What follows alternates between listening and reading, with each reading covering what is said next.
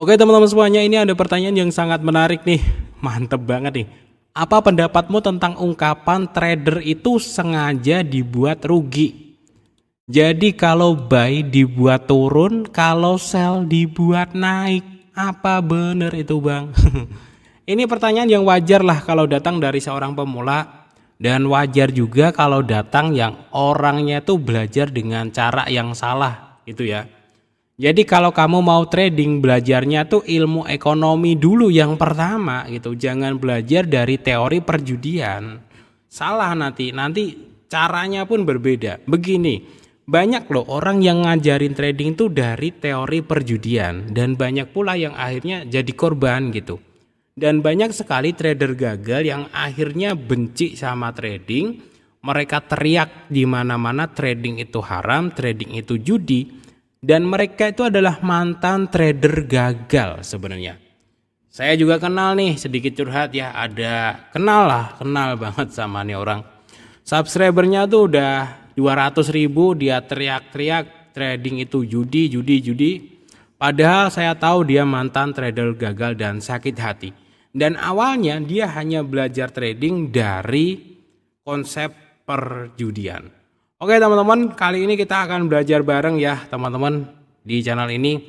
Pertama nih, oke untuk teman-teman semuanya yang mau trading forex jangan lupa sama broker XM ya. Dan kebetulan ini sedang ada program bonus yakni deposit bonus teman-teman 50% hingga $500. Kemudian 20% hingga $4.500. Dan bonus ini teman-teman bisa didapat dengan minimal deposit itu $5 aja. Dan bonusnya juga bisa ditarik seperti itu. Nah untuk informasi selengkapnya teman-teman nanti bisa cek link yang ada di deskripsi video ini ya. Dan pertanyaannya ini ya, apakah sengaja dibuat rugi kalau buy dibuat turun, kalau sell dibuat naik ya. Ini ada yang komen, itu perasaanmu saja. Saya belum sempat komen nih, nanti saya bahas gitu. Oke begini ya.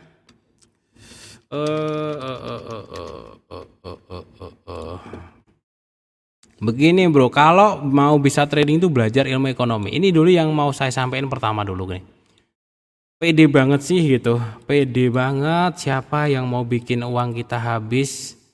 Orang uang kita cuma kecil bro di market itu, kecuali lu trading binary option ya. Kalau itu iya. Saya tahu itu bandar ya. Tapi kalau forex yang benar, kalian pakai broker yang benar, harganya asli bro. Jadi trading juga harus pada tempat yang benar juga pengaruh sih. Ini saya nggak trading ya.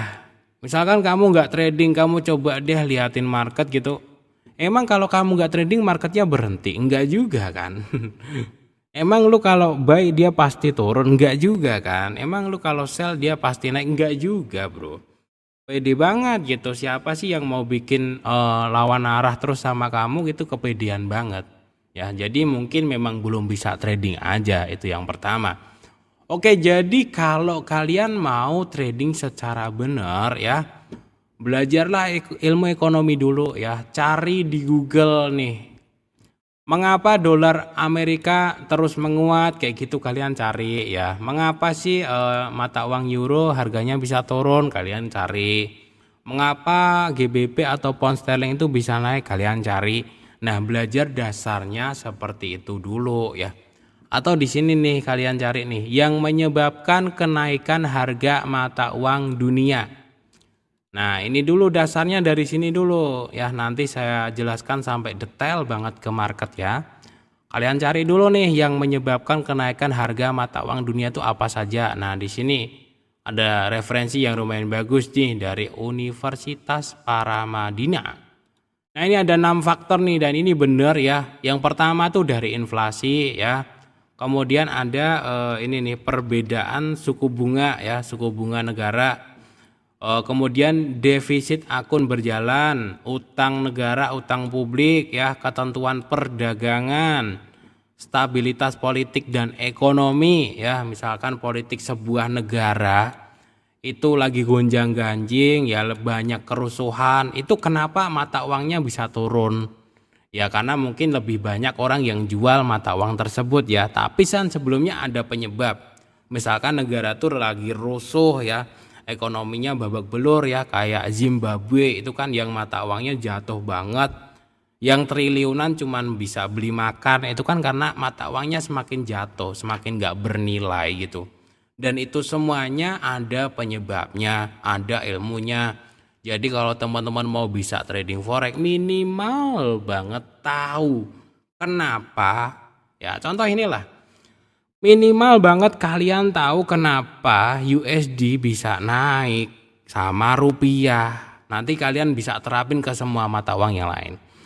Ini USD ke rupiah ya teman-teman. $1 pada tanggal 30 April itu adalah 14.670 ya. Dan hari ini 16 Agustus saya buat video 15.000. Why? Kenapa dari 14.000 bisa turun ke 15.000? Kemudian 15.600 bisa turun ke 14.000. Kenapa? Kalian cari, kalian pelajari. Yang benar belajar trading forex itu dari situ dulu sehingga kalian tahu apa saja yang menyebabkan ini semuanya terjadi. Jadi bukan kok kita buy di sini terus sengaja dibuat turun, enggak seperti itu, Bro. Bang, lalu kenapa kok ada support resistance and supply demand? Oke, itu kebiasaan pasar sebenarnya. Contoh di sini ya, area demand, area supply ini ya. Area supply dia habis turun ya, sini ya. Turun sini, tak ya. Kemudian dia naik ya. Ini ke teknikal ya sekarang. Kalau fundamental kalian pelajarin nih yang menyebabkan kenaikan harga mata uang dunia. Itu minimal itu dulu lah gitu ya. Jangan belajar teori-teori perjudian nanti kalau di buy naik, di buy turun, sengaja dibuat rugi, manipulasi, itu semuanya ada. Tapi itu nanti belajarnya tahap selanjutnya. Tahap awalannya ilmu ekonominya kalian pegang dulu gitu. Nah bang, kenapa sih kok ada supply demand and support resistance gitu? Ini adalah kebiasaan pasar, Bro. Jadi di sini ya, di sini ini kan banyak orang yang jual, ya, banyak orang yang jual. Kalau banyak orang yang jual, artinya marketnya akan turun. Nah, diikuti terus lebih banyak orang yang jual, ada yang beli lagi, lumayan banyak, tapi masih gede yang jual, beli, jual, ya, beli, jual. Nah, ini mulai banyak yang beli nih. Kalau banyak yang beli, marketnya justru naik. Bukan pada saat kita beli marketnya dibikin turun, bukan. Berarti lu termasuk orang yang sebagian kecil volumenya gitu kalau kalian kena gitu. Nah setelah sampai sini kebiasaan pasar yang lama, itu sebagian besar investor atau volume gedenya ya yang lebih tepatnya. Itu penjualannya gede di sini sehingga pada saat di sini mereka jual lagi di sini. Ya makanya dia turun. Makanya ada pola-pola market itu terbentuk dari kebiasaan pasar. Tapi sebelum itu ya, sebelum bahas kebiasaan pasar, itu teman-teman belajar dulu ya kenapa harga di market bisa bergerak. Kecuali kalau kalian trading binary option ya, itu memang sengaja digerakin sama bandar. Udah beda lagi ceritanya memang. Tapi ya yang bikin apa ya namanya trading rusak ya yang kayak gitu sengaja digerakin sama bandar. Oke, di sini nih misalkan ya ini mata uang GBP USD ini adalah nilai tukar antara pound sterling dan US dollar ya. Ini pada bulan Desember 2022 dan di sini adalah Januari 2023. Nah, di sini bulan Desember itu banyak yang jual, teman-teman, ya, dominan yang jual. Dan ketika market turun ya, teman-teman, ketika market turun itu artinya ya, supply lebih gede daripada demand gitu. Penjualan lebih banyak daripada pembelian sehingga harganya turun. Nah, ketika market naik itu apa itu namanya? Demand, pembelian lebih banyak daripada penjualan. Ya, lu paling kalau misalkan teman-teman beli ya, teman-teman jual tapi malah naik, berarti kalian termasuk sebagian kecil volume di market. Ternyata masih lebih banyak yang beli, makanya harga naik. Bukan berarti kalian jual terus dibikin naik sama market, nggak ada ceritanya seperti itu, bro. Jadi pas sampai sini ya teman-teman, pas sampai sini ternyata sebagian besar volume market itu masih berkaca pada bulan Desember gitu. mencoba lebih banyak penjualan, ternyata memang diikuti lebih banyak penjualan sehingga dia turun lagi. Kayak gitulah ya, supply demand seperti itu ya. Oke teman-teman, biar kalian paham ya hukum ekonomi ya, supply and demand itu sebenarnya kayak ini nih teman-teman ya. Coba bentar ya. Ini saya kasih perumpamaan yang paling paling mudah dipahami, mudah-mudahan ya. Karena sebenarnya trading itu sama kayak perdagangan di pasar teman-teman. Oke, saya kasih contoh ini ya. Ini yang buat pemula banget ya, yang udah H5 nggak butuh materi kayak gini. Ini ya contoh, ini adalah harga cabai misalkan. Harga cabai ini pada saat musim hujan. Musim hujan. Nah, kenapa harga cabai musim hujan naik tinggi? Karena banyak yang busuk cabenya, bro. Nah, ini musim kemarau nih yang bagian bawah. Musim kemarau itu kan cabai kadang nyampe 20.000 ya. Nah, kayak gini nih. Musim kemarau kan cabai kadang nyampe 20.000 ya. Tapi kalau pas musim hujan, pas pada banyak yang pada busuk, itu cabai bisa nyampe 80.000. Bahkan tahun-tahun kemarin kan itu pernah tuh cabai nyampe apa itu namanya, lebih mahal daripada ayam. Ini ya, misalkan ini harga cabai naik 80.000 pada saat musim hujan. Nah, oke, pada saat musim kemarau dia balik turun lagi misalkan 20.000. Ini misalkan ya, masalah harganya berapa tuh saya juga nggak tahu pastinya, saya nggak jualan cabai, bro. Nah, gini nih. Pada saat musim hujan kenapa harga cabai bisa melambung tinggi? Karena supply-nya itu sedikit, demand-nya lebih gede. Ya, dari sini teman-teman, dari sini demand-nya udah lebih gede. Permintaan yang beli itu udah lebih banyak. Di pasar kan cabainya tinggal dikit tuh. Makanya dia permintaannya tinggi. Oh, cabainya dikit. Yang beli banyak, harganya dinaikin dong gitu. Demand di sini, demand, beli naik, makanya harganya naik. Sama dengan apa itu namanya, GBP USD gitu. Kalau lebih banyak yang beli pound sterling ya, volumenya ini ya, maka dia naik, dia lebih banyak yang beli. Nah, kalau lebih banyak yang jual ya, di sini mulailah supply lah katakanlah ya, maka harganya turun. Ini yang benar seperti itu, bro. Bukan lo beli sengaja dibikin turun. Nah, misalkan di sini supply nih. Misalkan di sini kan musim hujan udah mulai berakhir tuh. Nah, cabai udah mulai banyak ya. Supply-nya udah mulai banyak, yang jualan udah mulai banyak. Yang beli kan tetap masyarakatnya situ-situ aja. Nah, supply-nya udah makin banyak tuh. Cabai dari 80.000 mulai turun lagi tuh, dari 50.000 sekilo ya, sampai jadi 20.000 sekilo. Nah, 20.000 sekilo ini pada saat supply-nya tuh banyak banget yang nandur. Yang apa itu namanya, yang nanam cabai di depan rumah aja bisa tumbuh gitu. Jadi harganya murah karena supply-nya banyak. Gitu ya. Kalau supply-nya banyak dia bakalan turun, bro.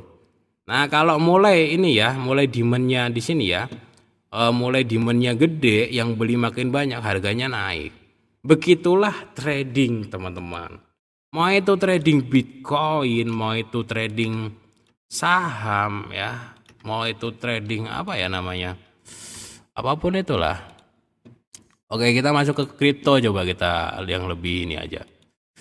Nah, kripto pun juga begitu kan teman-teman. Kalau pas dia yang beli Bitcoin banyak, volumenya gede-gede, kan ada bid and ask kan, ada yang pasang harga di atasnya. Ternyata ada yang mau beli lagi, mau beli lagi, mau beli lagi, mau beli lagi.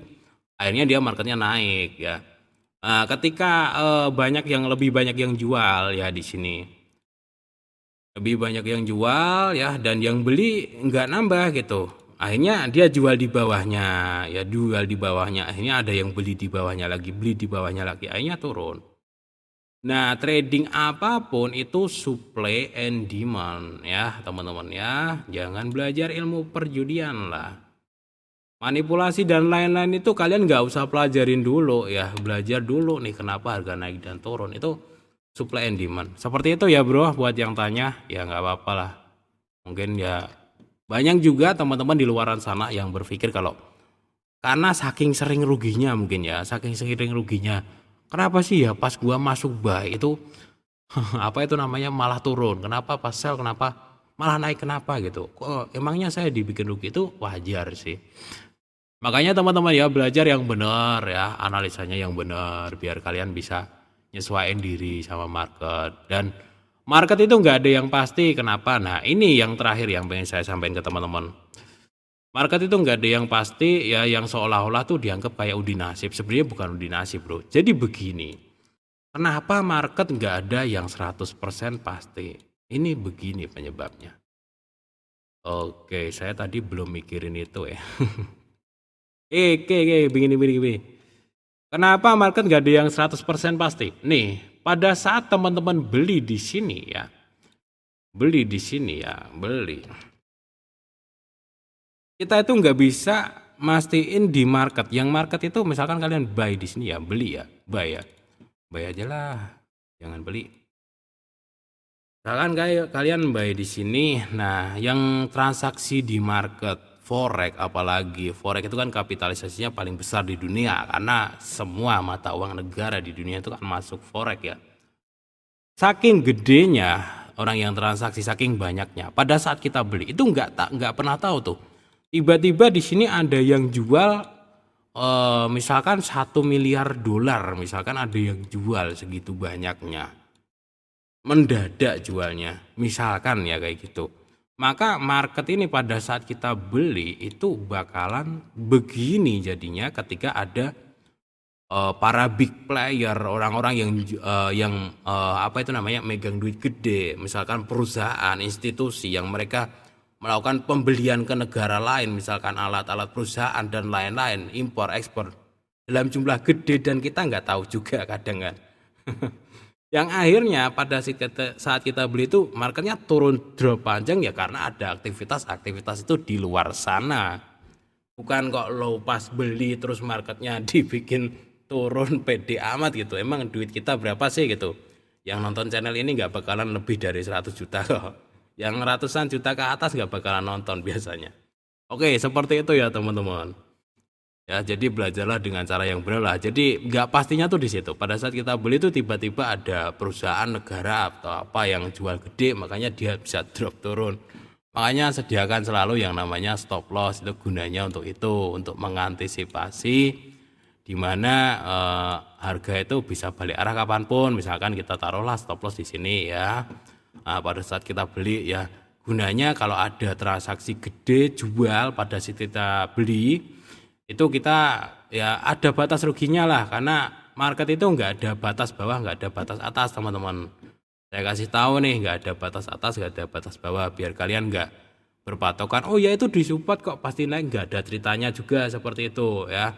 Oh ya itu di resisten pasti turun, nggak ada ceritanya juga karena kita nggak bisa ngontrol, nggak bakalan bisa lah. Nggak bisa ngontrol ini nih yang beli yang jual itu seberapa banyak di luaran sana. Tapi ya teman-teman kalau kalian belajar fundamental ya misalkan kalender forex ya ada event apa aja kayak gitu di luaran sana ya itu juga bisa kalian jadiin patokan. Misalkan hari ini ada event ini New Zealand dollar, ini ada event negara apa, itu juga pengaruh ke market ya. Jadi seperti itulah belajar trading yang benar bro ya. Jangan belajar dari ilmu perjudian ya, jangan belajar dari pasang nomor. Kalau pasang nomor itu kan iya kan. Semakin banyak yang pasang nomor itu nggak bakalan dikeluarin. Oke, sekian dulu ya teman-teman, semoga bermanfaat. Nggak apa-apa kalau ada pertanyaan tanyakan aja di channel ini, kalau saya nggak bisa kan nanti bisa belajar lagi. Assalamualaikum warahmatullahi wabarakatuh.